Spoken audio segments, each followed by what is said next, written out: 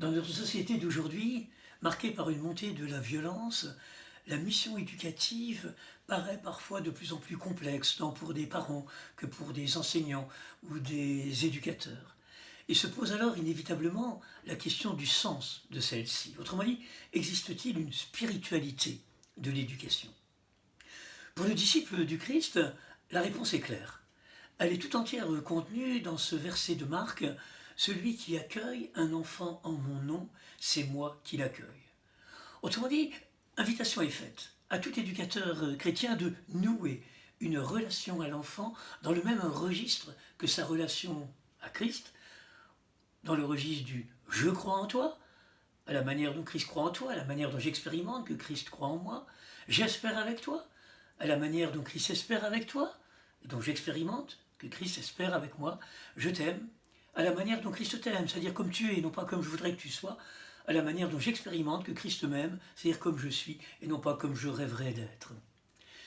Don Bosco, dont Saint Jean-Paul II nous dit dans la lettre qu'il a écrite à tous les Salésiens au moment du centenaire de sa mort, nous dit que ce saint compte parmi ceux qui ont sans doute le mieux saisi la portée de ce verset. Alors, il traduit ce verset dans une pédagogie fondée sur trois axes: la confiance, l'espérance, l'alliance. La confiance tout d'abord.